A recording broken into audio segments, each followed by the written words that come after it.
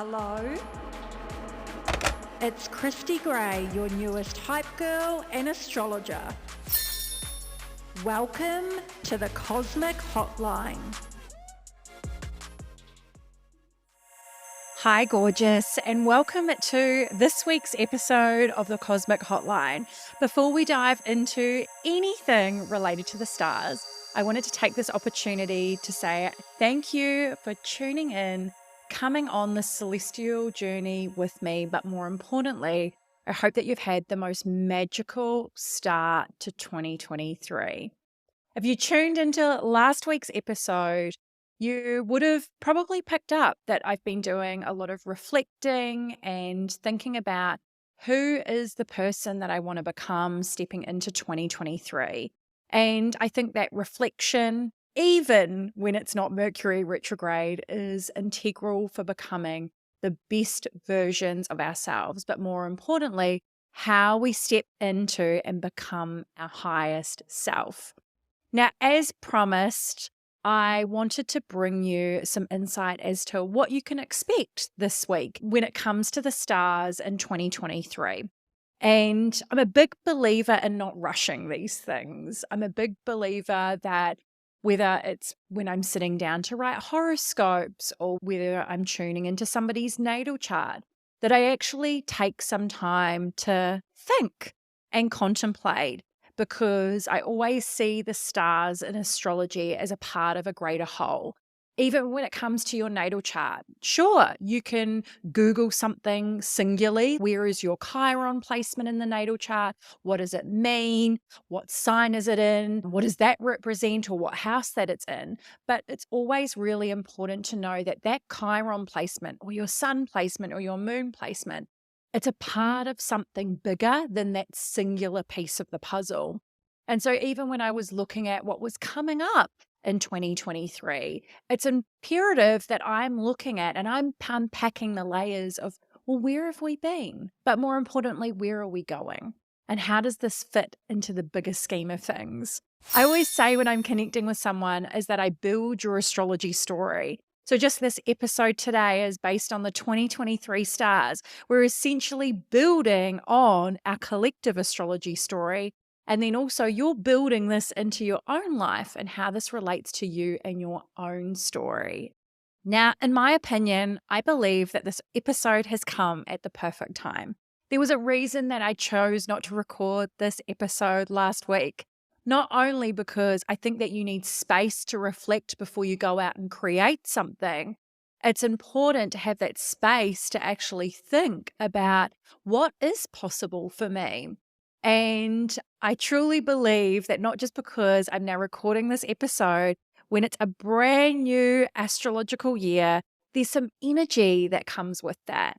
But we also have a Cancer full moon on the horizon on the 7th of January, so in a couple of days' time. And it's going to form a really interesting aspect to the planet Uranus. And Uranus rules change, revolution, it rules rebellion, and it's about how do you break free. And so I actually think diving into this year's stars is really important to align with this Cancer full moon, because this is your opportunity to actually think about how can I break free in my own life. Now, last week I talked about a breakthrough. This week I'm talking about how do you break free. So before I dive into the Cancer full moon and what you can expect astrologically this week, I want to take you through what's going to be happening in 2023. There's some really pivotal moments that are going to be occurring, but more importantly is that opportunities will exist everywhere. That is my prediction for 2023. It doesn't mean things are going to be easy. It doesn't mean that you're going to be not faced with challenges. But what it does mean, it's up to you to write your story. It's up to you to look for those opportunities and be really proactive in your own life. And so I wanted to give you some insight as to what's going to be happening with the planet Jupiter, because Jupiter is the planet of expansion, abundance, and luck. And how do we tap into our inner wisdom? I want to give you some insight into Saturn, because Saturn really marks an ending cycle for us next year and will do right through in 2026. And anywhere that Saturn is transiting in your natal chart is important that you pay attention because there's an opportunity for you to upgrade that area of your life. I want to talk about the nodal axis because things will be changing mid-2023. How does that pertain to your purpose, the direction that you're heading in, but more importantly, what parts of yourself that you need to leave behind? The planet Venus will be retrograding, and Venus rules over relationships, money, and our values. So, how is this going to relate to you? And to add to all of that is Pluto, the planet of birth, death, and transformation, is going to be giving us a taste of what we can expect for the next decade in 2023. So let's start with the planet Jupiter because everybody loves a little bit of Jupiter energy. So just before we said goodbye to 2022, Jupiter had moved into the sign of Aries, and Jupiter spent the majority of 2022 between the signs of Pisces and Aries. Now, right now, Jupiter is in the sign of Aries. So you have from now until May to go after what you want in life. So if you are working with your natal chart, take a look at where Aries is. What house does Aries govern in your natal chart? Do you have any planets in Aries? Jupiter may have already transited through some particular planets in your house, depending if you do have some there. But essentially, overall, when we have Jupiter in Aries, it's all about forging ahead. This is an area of your life for expansion and abundance. And you really have the next 5 months, I would say, to go after what you want. Make your mark on the world. Be as grandiose as you want to. Obviously, be considerate. That's a really important piece of the puzzle. But use the front half of 2023 to make your mark on this world. Because what's going to happen is that Jupiter is going to move into the sign of Taurus from the 17th of May. And Jupiter being the planet of expansion, moving into the fixed earth sign of Taurus. Some of the things that you can expect is paying attention to what's right in front of you. It's all about how you trust your innate wisdom because Taurus is ruled by Venus and Taurus represents money, manifestation, and mastery. And when I see Jupiter in Taurus, this combination together, it's all about how you build a level of self-trust. And it's also about how you trust in your own innate wisdom.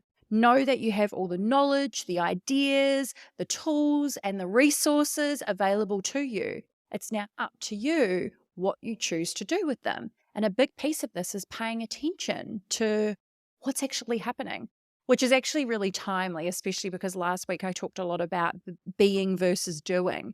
And Jupiter in Taurus really does speak into and teach us how to be in the moment and how to pay attention and not feel pulled in lots of different directions. And so there is a real solidarity energy to this. And this will be from May right through until the end of 2023. Because when Jupiter retrogrades in Taurus, it actually doesn't dip back into Aries. And so this energy will be here to stay. When an astrologer is doing any type of forecasting or writing horoscopes, is that we look towards the outer planets because the outer planets create more upheaval or expansion or areas for growth and evolution. Sure, the inner planets are great and they're really ideal when we're exploring our natal chart and trying to understand who we are and who we've come here to be. But when it comes to their transits, they might be here for 1 or 2 days and they're on to something else or they're activating something else in our natal chart.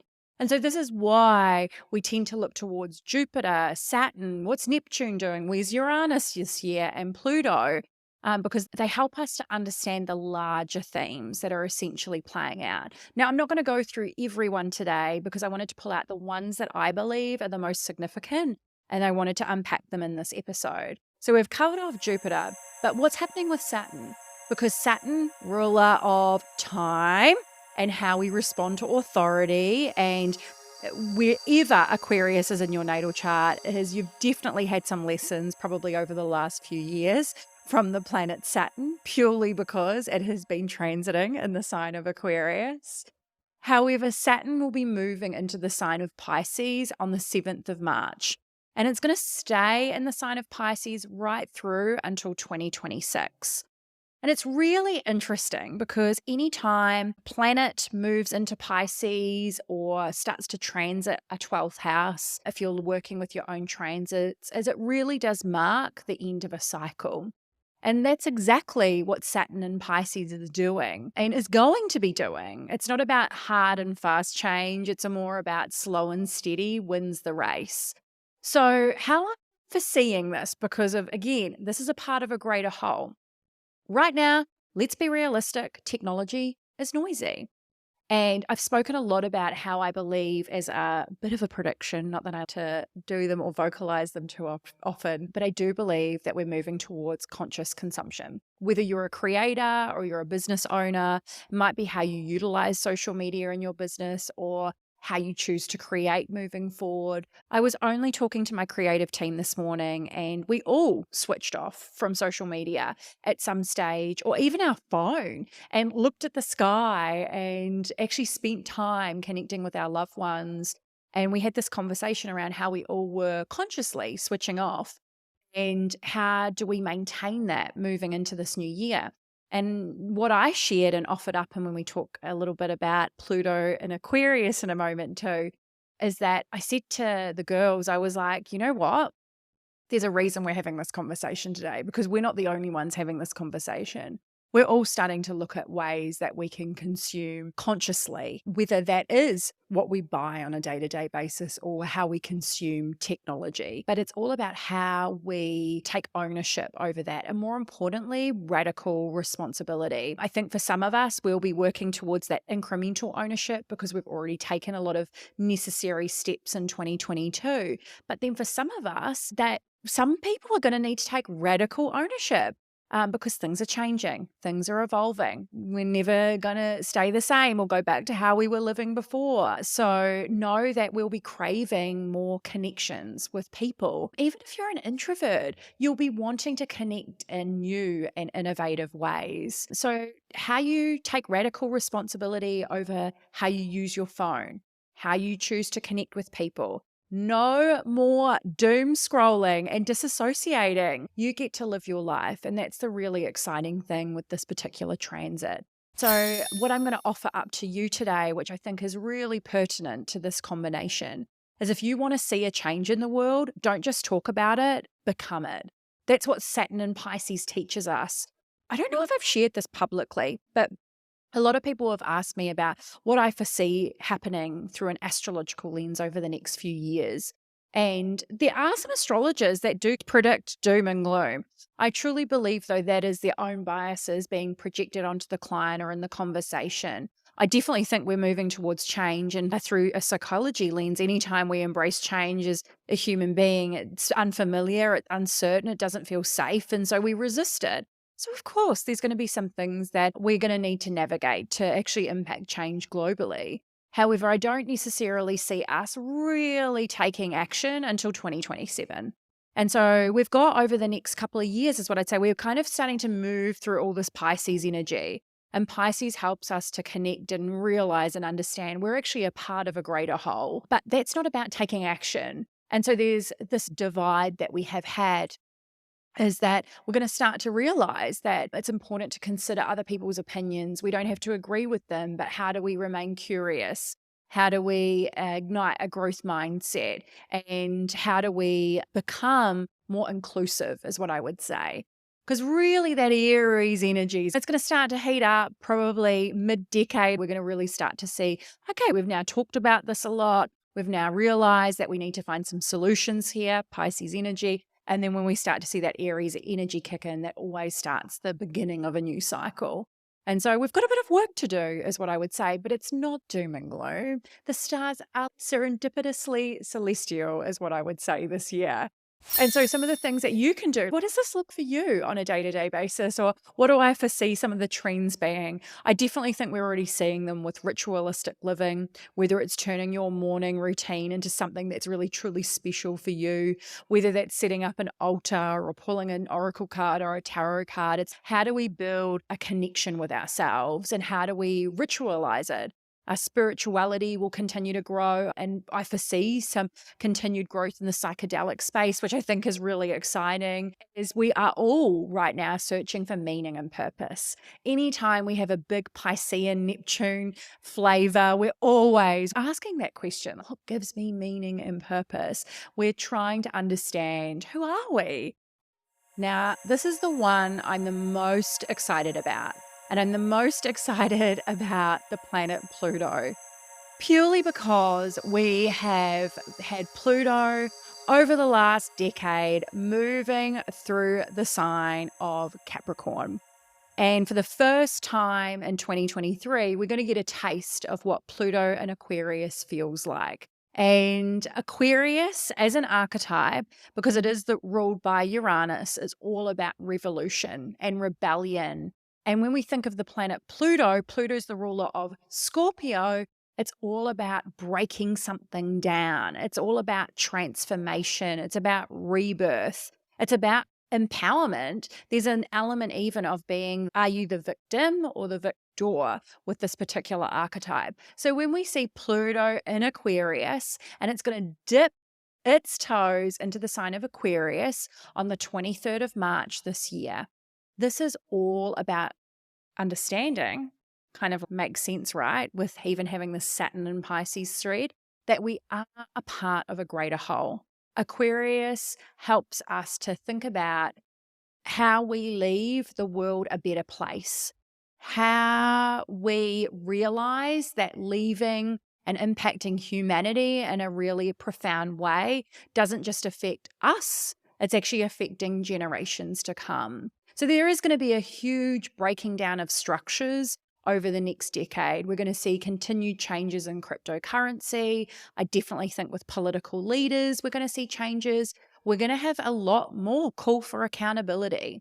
On a personal level, of course, we're going to be looking at how our actions are a part of a greater whole, but also who are we in the bigger scheme of things. There's a real soul revolution that's coming. How we consume information, again, I'm going to bring this one up. You're going to hear a lot about this, which is also going to impact what I'm sharing with you as well, because I want to make sure it's always adding value, because I'm really grateful and I understand that even by you consuming the podcast, you're choosing to spend time with me today. And that's something I'm eternally grateful for. So our relationships with technology, because Aquarius is all about how we utilize technology. There is a real element to this. And so you can start to see, and this is what I love about astrology, whether I'm working with somebody's natal chart, whether I'm looking at my own, or whether I'm looking at even the stars, there's always, everything is kind of feeding into each other. And so it makes sense. Now let's kind of get granular, because these are the bigger types of, say, themes that are playing out. But if you're wanting to understand, what does this look like for you on a personal level for your sun sign, which is your star sign, or your ascendant, I've actually linked in the show notes below your 2023 horoscope. So you can dive into those. They include our personal annual mantra. There's also opportunities for this year. Also, how do you lean into your dreams and desires? Now, there is a couple of things I still need to tell you about, which is the nodal axis and Venus retrograde, because we are just about to end Mars retrograde, which, can I tell you, between Mercury retrograde and Mars retrograde momentarily, I'm going to be so happy to say goodbye to both of them. Definitely there was some energy that was feeling a little bit heavy, I would say, towards the start of this week for a few different reasons based on the cosmic connections happening. However, anytime Mars, the planet of action, is in retrograde, it's a slowing down period. But then also with Mercury thrown in the mix, we have to be more mindful of the conversations that we're having with each other, but more importantly, the conversations we're having with ourselves.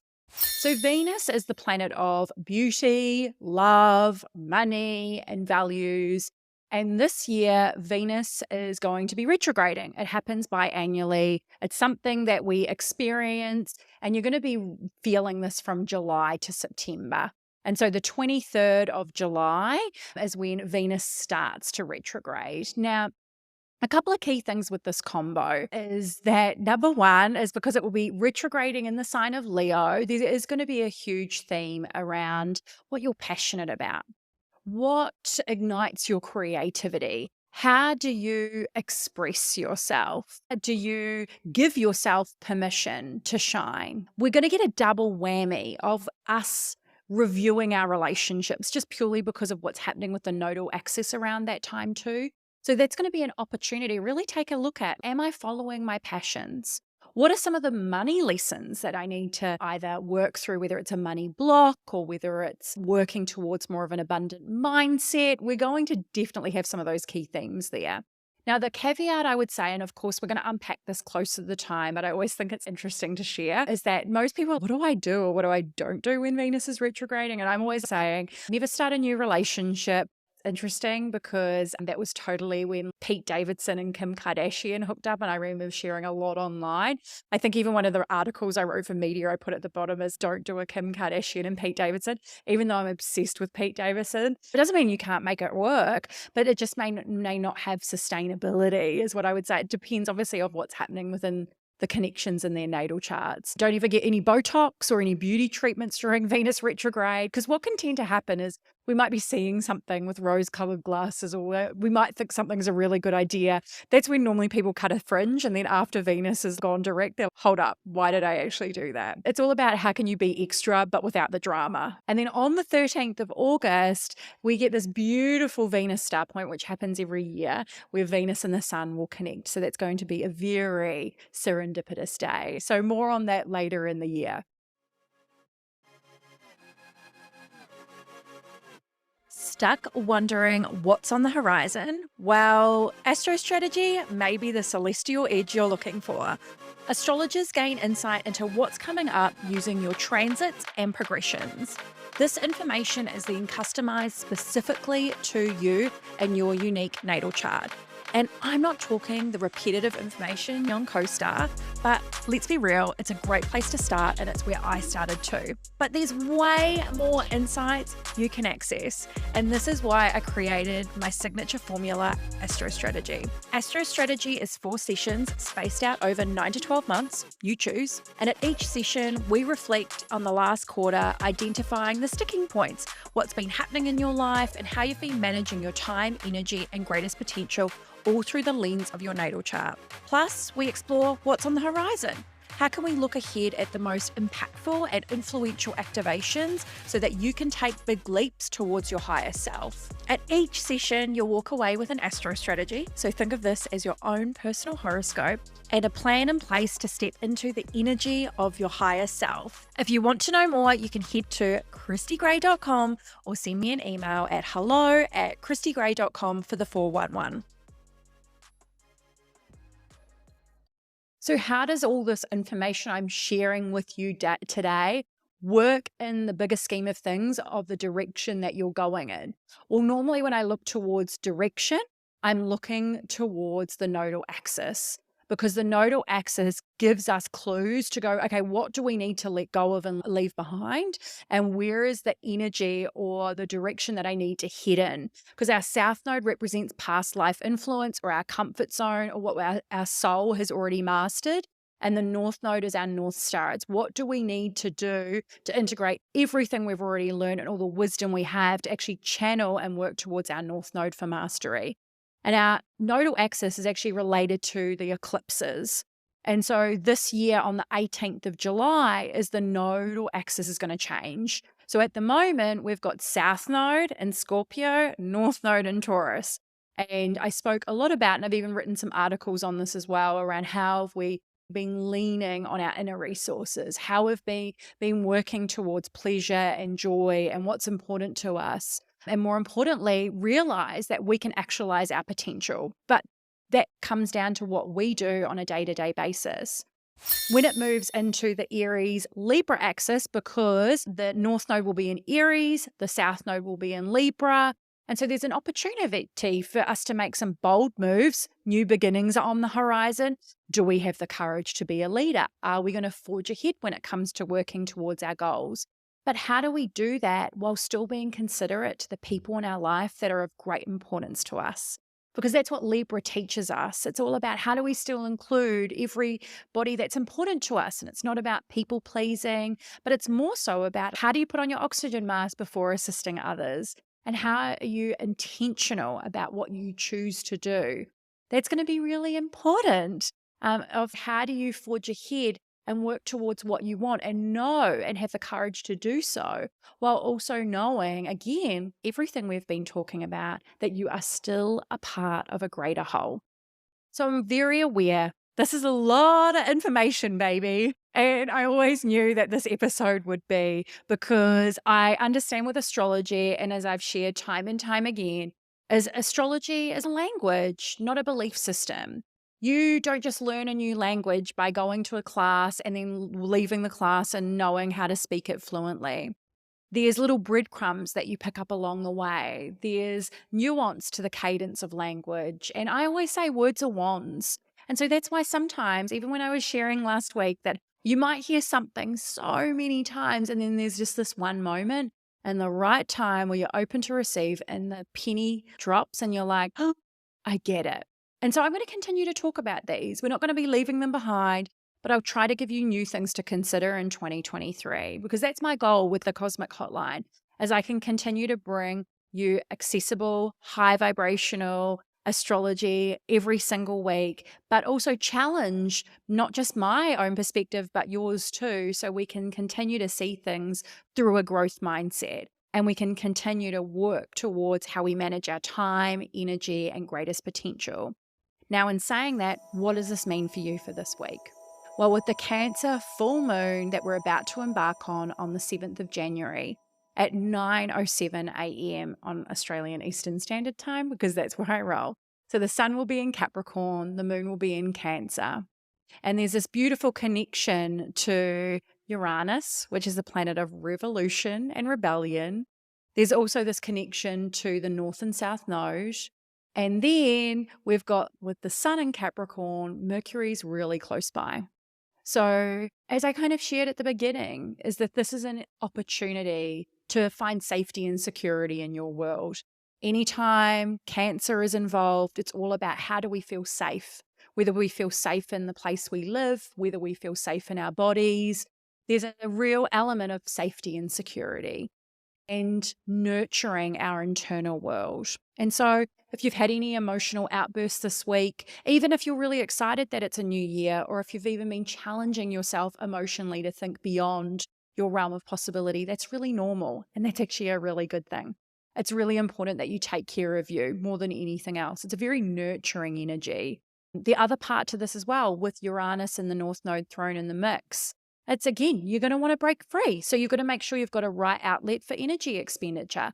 Otherwise, you could have a blow up with a loved one or a friend, or get frustrated over something. So whether it is spending some time to sit in reflection or quiet and contemplation, or having a conversation with a loved one, that will absolutely help you to live in a high vibrational energy. I hope that this episode has given you some inspiration this week. I hope this episode is giving you some hope and giving you some sense of possibility of what's in store for you this year. I have to say, as an astrologer, this has been my most favorite year to date to write horoscopes. And I'm just excited that we all get this breath of fresh air more than anything else. So I'm going to be back next week, and next week we have a guest expert takeover. Expert takeover is with Kim. Kim is a hypnotherapist. She is a psychologist in training, and we actually had a conversation about sex and intimacy and how that relates to the stars. Kim's actually my friend, and she's probably just as obsessed with astrology as I am. So we have a really epic conversation that has a psychology, human behavior lens, but also how does that relate to the stars? So I cannot wait to be back with you next week. So until then, look after yourself, nourish yourself at the full moon, and I'll see you next week.